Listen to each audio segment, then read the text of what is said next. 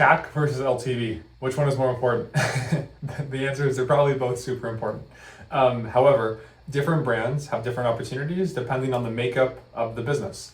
So at the end of the day, it's important to remember that there's generally two ways to make more money. You can either acquire customers with more margin on first order, or you can make them worth more to you over the long term with the recurring orders or the subsequent orders. And in the case of many D2C brands, CAC arguably is sometimes a little bit more important, especially in like the 7 to low 8-figure range, because oftentimes in many categories, LTV isn't phenomenal yet. And as a function of that, you have to be very, very, very conscious about CAC. However, if you're a business that has a really healthy lifetime value, and let's say your order one AOV is $60 and your 12-month LTV is 200, you have $140 of value in the first year alone that is created from lifetime value.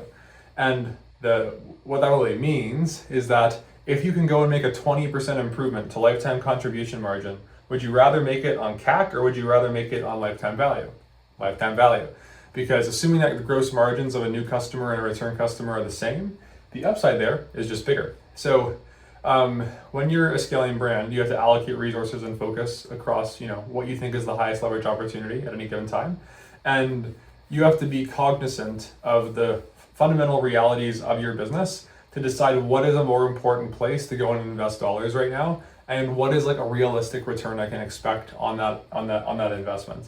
And for many brands, when CAC is the lion's share, or first order revenue is the lion's share of the lifetime value, you often have to think more about channel diversification and think more about offer diversification, because you have less margin to play with, and generally as you spend more, CACs go up.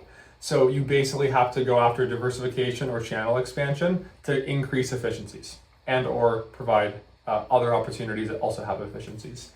Whereas if you're a high LTV brand and you have very high repeat purchase rates, in that scenario, it is often possible that there are strategies that are worth deploying that are higher leverage than going and launching a ton of new products initially, because there's often huge room for improvement if you can improve things like sub and save take rates, if you can improve things like just general cohort LTV with various retention tactics, email, SMS, subscription programs, so on and so forth. So CAC, LTV, they're both important, but in the context of your business, sometimes one may deserve a little bit more focus at a given time than another.